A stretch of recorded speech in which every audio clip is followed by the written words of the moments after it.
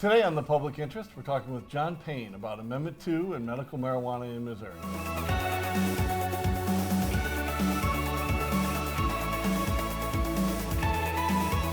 Welcome to The Public Interest with David Stokes. I'm David Stokes, obviously. Today we're with my friend John Payne. John served recently as the campaign manager for New Approach Missouri, which successfully passed Constitutional Amendment 2 to allow medical marijuana in the state. It passed in the November 2018 election, correct? Yes. Correct me on any of this. He's currently the co-founder and leader of Amendment 2 Consultants, where he is in the consulting and business advisory business for companies and people interested in getting into the medical marijuana field. And we're going to talk about all that plus a lot more today. Thank you for joining us, John. Absolutely.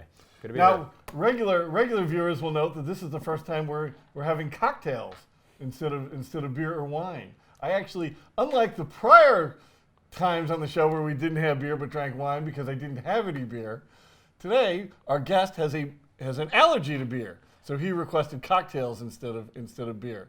So we're happy to make that happen. So cheers to you, John. Well, thank you. John and I used to work together for I would say about 2 years at the Show Me Institute. You were there for right around 2 years, maybe Yeah, that's a bit right. more. Yeah, from late 2009 to late 2011. So yeah, right about 2 years. Well, we worked together for that time period. Had a lot of fun together as that organization grew. But let's get into Amendment 2. Where do we stand? We know that it passed. We know that it passed broadly, like it wasn't that close. Yeah. And we also know that competing proposals failed. There was a lot of fear of confusion last fall that how are voters, with all the things they have to keep in mind, how are they going to tell the difference between the various amendments? But it appears that I think a lot of people in this state, to their credit, looked at the issues and said, here's one I want to support, here's a competing proposal that's got a lot of flaws to it, and vote it down. So I think, A, congratulations to you. Thank you. B, I think the Missouri voters deserve some congratulations because many of them clearly put some effort into that decision and passed broadly. And where do we stand now on medical marijuana in Missouri? Sure. So right now we are in the midst of the implementation of Amendment 2. And the amendment gives the power to regulate and create the market and take in patient cards and that sort of thing to the Department of Health and Senior Services. And so they've had at the beginning of June, they had to issue the official rules that people can apply for their patient ID cards, and also the rules that the people who are looking to have medical marijuana cultivation, manufacturing, and dispensary facilities that they can apply under. Now, are those going to be three separate things? Yes. To cultivate, distribute, and resell or sell to the public? Yes. Not to the general public, but to people with cards? Yes. So there is three different types of licenses. Now, an entity can hold all of those. There are limitations on how many licenses in each category that you can have, but an entity can be vertically integrated, as economists say, so they can have the cultivation, the extraction to manufacture infused products. Vertically integrated until they smoke too much of it. In which case, then they'll be horizontally integrated. Yes, that is also possible. But yes, they can be vertically integrated, but they don't have to be. In some states, the laws have either said vertical integration is prohibited or they've required it, and we took a more market-based approach to that and say, well, whatever the market dictates is the most efficient, then that's the system that will prevail. And what are most people applying for now? To cultivate, to sell, to distribute, all three? So, I mean, there's two different types of applications here broadly. I mean, one, there's the applications for patient cards, which the state is already taking. So people can go get physician certifications if they have a qualifying condition, and then they can send that information to the state, and they can be approved to be both either just a patient who can purchase from a dispensary once those are open. They can also be a patient cultivator and cultivate up to 6 plants themselves for their own personal use.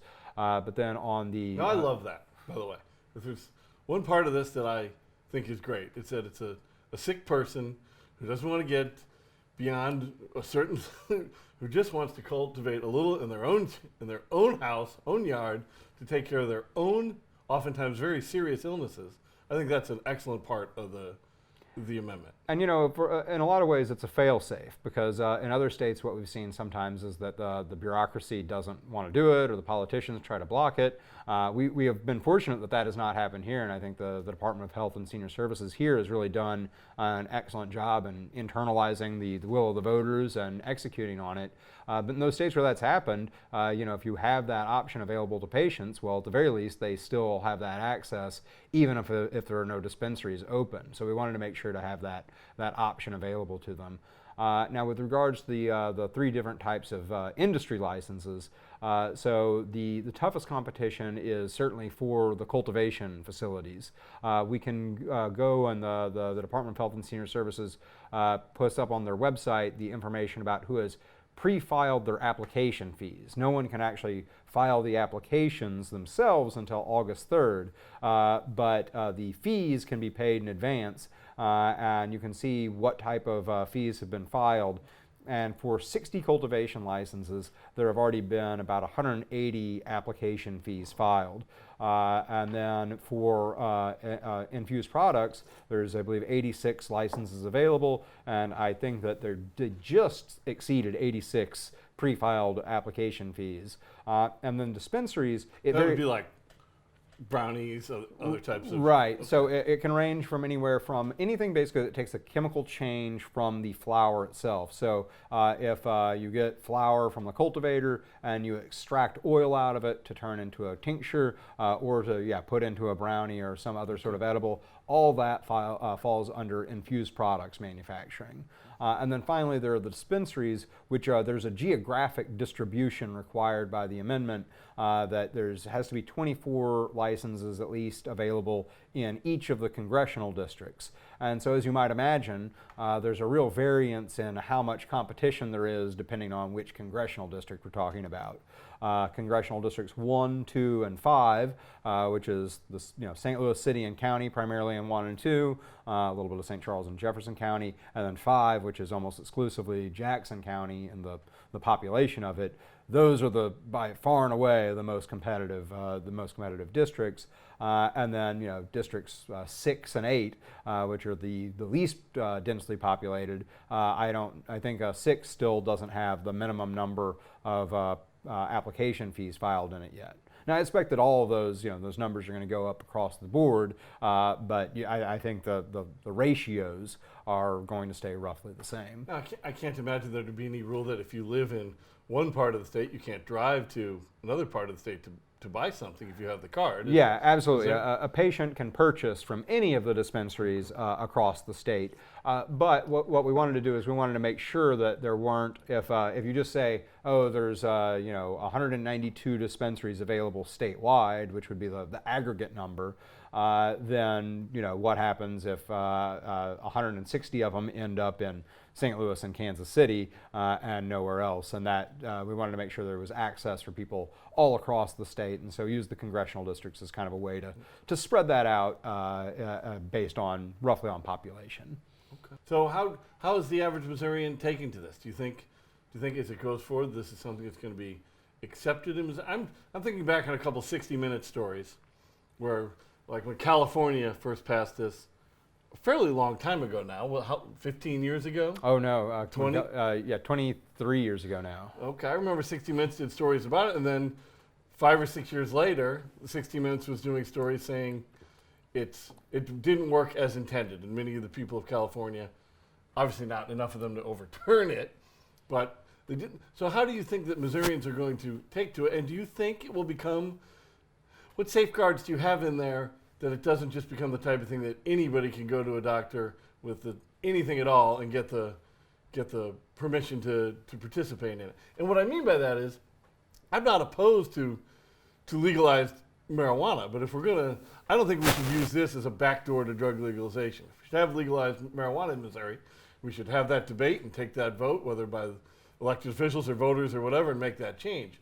I'm worried that this might become a backdoor to everybody getting it. So what safeguards exist for that? So as far as the safeguards go, I mean, essentially it's the medical ethics of the doctors, because it's it is based upon the doctor's discretion on they are saying, yes, you have this qualifying condition of a chronic or debilitating disorder that we think can benefit from the medical use of marijuana.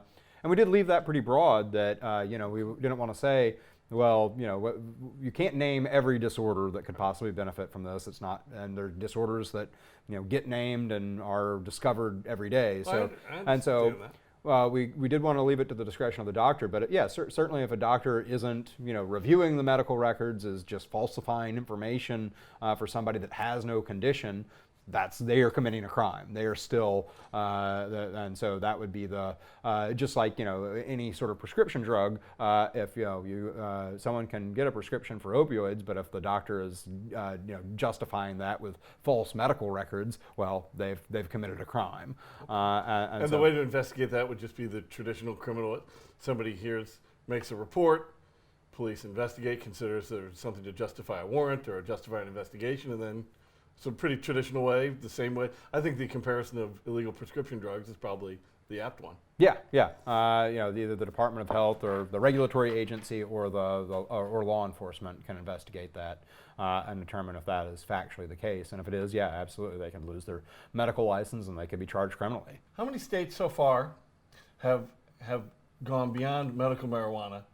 I know Colorado most famously, to just full marijuana is legal in that state. Federal law notwithstanding. How many states have gone to full it's probably called recreational marijuana? Or adult use is the term that a lot of people use. But it's, I believe it is now 9 states, because Illinois just passed a law allowing it. Now that law is not yet in effect, but it has been passed by the legislature and signed by the governor, so it will go into effect. And then also the District of Columbia, which I find pretty entertaining, because federal law, it's illegal, but the District of Columbia, it is perfectly legal. Now, they don't have the ability to actually regulate and tax it there, because the federal government can supersede if they have any sort of, regulate, like if there's any state entity involved in it or district entity, but to just say, well, it's legal for people to use and possess, that's that. So yeah, it is legal. That is going to be a fun constitutional conundrum. No, there's people that now take pictures, like smoking a joint in front of the White House and stuff, because there's nothing. Well, you can still get ticketed for public use, but it is not illegal to possess it. So, do we think that that's going to continue? Is it inevitable that medical marijuana will be allowed in pretty much the entire country within the next decade, if not less? And is it probably inevitable, as the voting electorate changes, that we'll have adult use recreational marijuana in the privacy of your own home, not public use, I guess?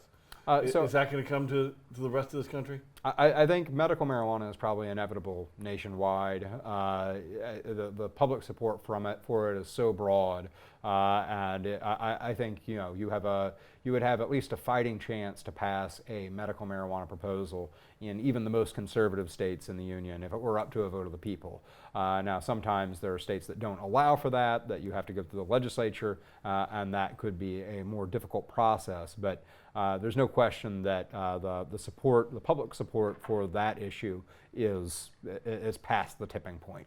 And so I think that, yes, medical marijuana is now inevitable, basically federally, nationwide. How long it takes, that's an open question, but I think it will absolutely happen. And for adult use recreational? I think that is, it's likely to continue moving forward, but, I could see there being states that don't pass that in, the foreseeable future. I don't know that, say, Utah or Mississippi. Now, Utah did just pass a medical proposal, but I think, just barely, and I don't think they'd be inclined to support a recreational one. I think you get a lot of pushback from the Mormon Church on that issue. They got some pushback on the medical issue, but much, much less than they would on an adult use proposal. Maybe Mississippi, that would be a very hard state, I think, to pass a adult use proposal in. But by and large, I think that I think the change on this issue is going to continue moving in that direction. What about the harder question of just full drug legalization, moving beyond marijuana and perhaps some other similar, relatively harmless drugs like that. I'm not an expert in any of this, as you probably all know. But what about, is there any movement anywhere to just go to more of a full drug legalization?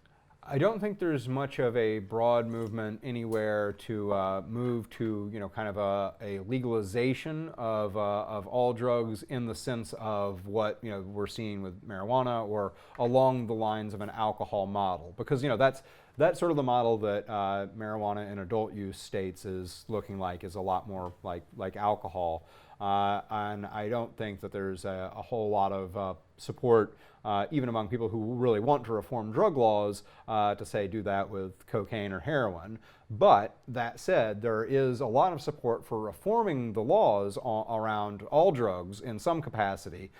Most of the public feel that the war on drugs has been a failure, and I would absolutely agree with that. And people don't want to see people that have problems with drugs getting criminal records, getting barred from future employment, because of a drug problem.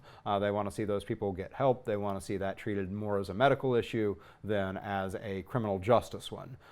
So I think we might see more of a move towards something like what Portugal does now, which is no one gets arrested or jailed just for using drugs. And if there are people that are out, that are homeless or something, that have drug problems, they send people out and say, hey, you seem to have a drug problem. Do you want to get help? Yes, come with us. No, that's on you. We're going to continue to monitor. And that's it. What they've done in Portugal, it seems to have decreased the rate of problematic drug use, of addiction and abuse, substantially by, I believe, about half. And also save the state a lot of money, because a lot of these people are no longer ending up in the criminal justice system, and the outcomes are improved for the people who actually do want to get help. I sort of look at this as really there's a very good federalism argument at work here. That many states, not all, of course, many states are trying medical marijuana, and I agree with you, that's not controversial to the vast majority of Americans. Or recreational marijuana, adult use, and that states are going to try this, and that's a very good thing. Federalism's a very good thing. This is just my opinion here, but I think when it comes to full drug legalization, 10 years from now, we'll be able to see, did legalizing marijuana, did that perhaps lead to more social programs than we thought it would?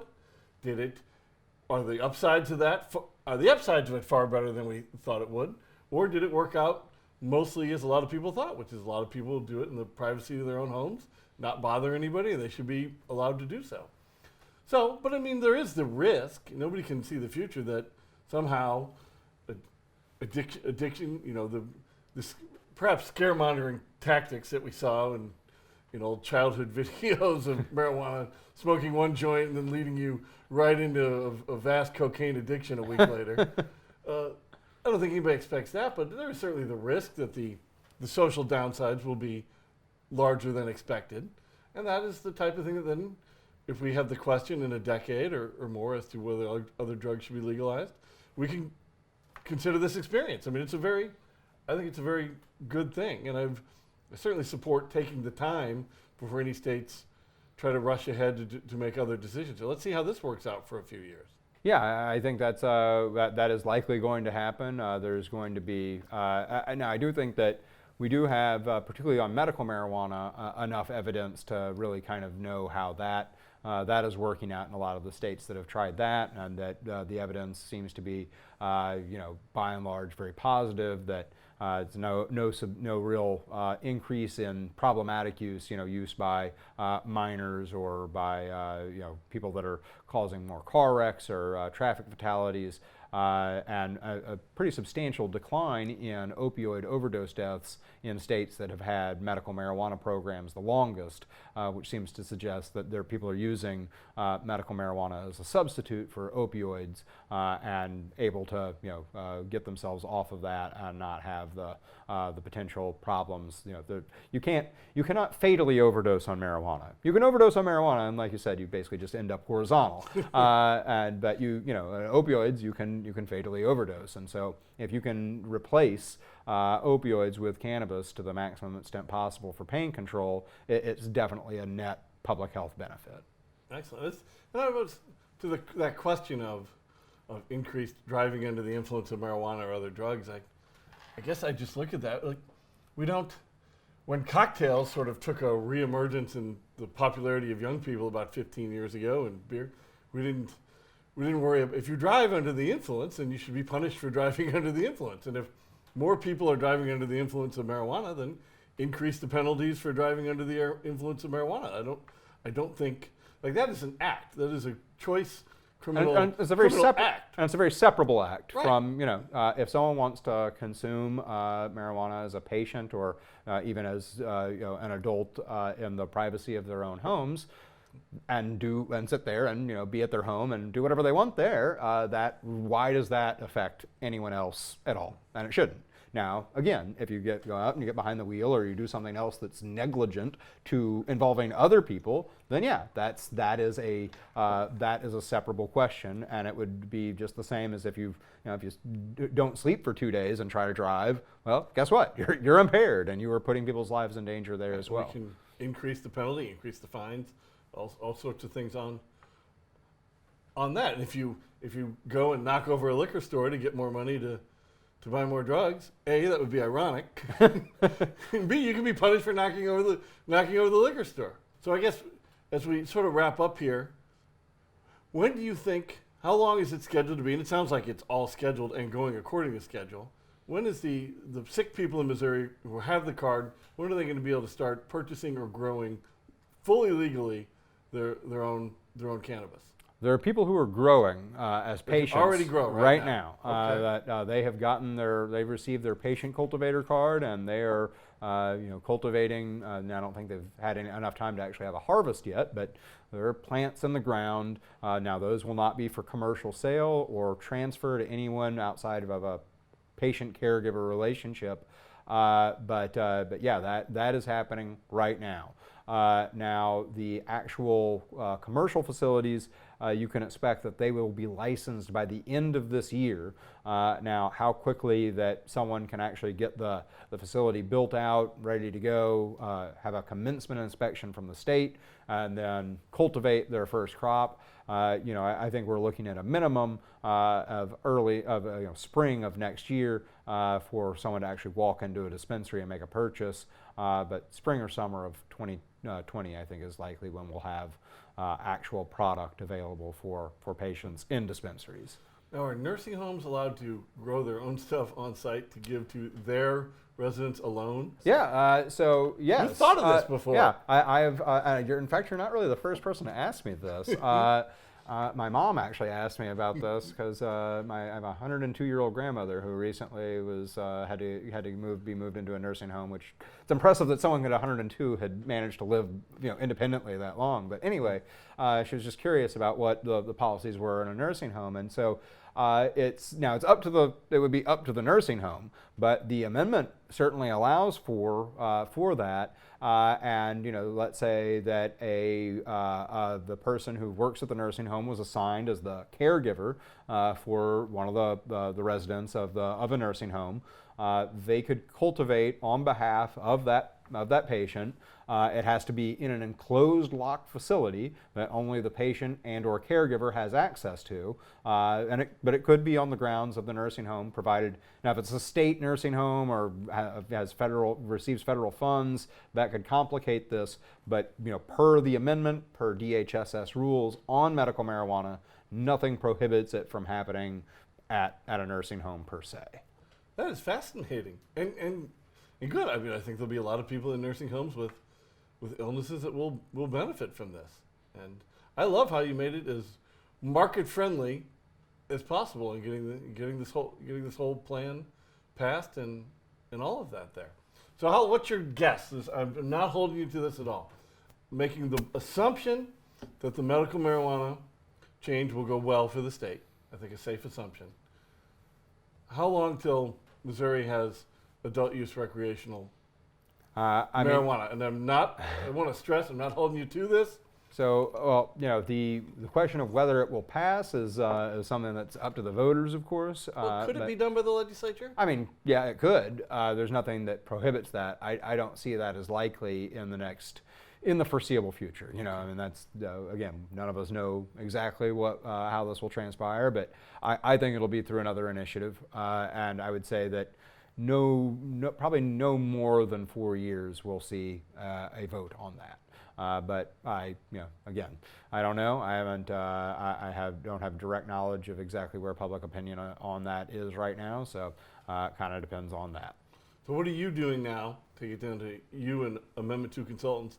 Describe the type of business consulting you're doing. Is it specifically to all those people and companies you listed who've applied for cultivation, distribution, direct sale? You're assisting them in their licensing applications and management? That is, right now, that is pretty much 100% of what we're doing is the actual application work, but we do intend to work with the same groups that, if we win licenses for them, we want to do work with them post-licensing on compliance work, on government affairs, public relations, all that sort of thing. And it's not something that I actually initially thought I was going to get into when I got into this as a policy matter, but eventually, after as the campaign was coming to an end, people were saying, "Oh, hey, you know this law better than anybody probably, and you know all the people that were involved, and can I hire you to help me out with this?" And I wasn't quite sure what I was going to do after that, so I started to say, well, this seems like an obvious transition, and so some of the people that I had met through the campaign, we got together and founded the consultancy, and I think we bring a variety of experience for people that are looking to get into this space on either whether it's cultivation, infused products, dispensing, any of it, and so yeah, right now it's purely about the applications, and I spent all day drafting applications, which is why I'm not I'm underdressed here, but yeah, we've pretty much just sit in the office right now and clack, clack, clack on the keyboard to type it all out. Just doing in Missouri? Do you do any Illinois consulting? I mean, it's something that we've talked about, but right now, the deadline for Missouri, the opening of the application window is now a little, it's still a little more than 3 weeks away, but that's closing in fast. So until we get past the application deadline in Missouri, we're fully focused on that, and then we'll see. I think it's basically next year that Illinois will start having those applications open. Okay. All right. Well, John, I can't thank you enough for joining us here today. You mentioned your parents and their question about the nursing home. So, I mean this all comes naturally to you, the growth. Doesn't your family own aren't you in the florist business? So the yeah. Payne family? Yeah, my family. Is my memory correct on this? Yeah, my parents, they're retired now, but they own 2 flower shops in southeast Missouri in Poplar Bluff. And if you go back far enough here, that was also owned by my grandparents on my mom's side. And my dad and all his brothers worked there when they were growing up. And my dad's youngest brother actually did start to grow some marijuana in the greenhouse, and became him and his girlfriend and his best friend became the first 3 people arrested in Butler County for marijuana back in like 1969 or something. And so, yeah, it's something that there's been I would suppose you could say there's been a family interest in it for a while. Proud family lore. Did it work out okay for your uncle? Or, I mean, the way you're telling this story, it sounds like he didn't do that long in jail, or I mean, at the time, did he actually do a few years in jail? He did a few years in prison at the time, because that's the laws were very strict. They weren't lenient on it in Butler County? No, I don't think it deterred him though in the slightest. So, but yeah, so I've heard that story for a long time in my family. Well, I'm so glad you were able to share it with us on the public interest today. John, good to see you again, my friend. Thank you for joining us. Thank you, everyone, for joining us on the Public Interest with David Stokes.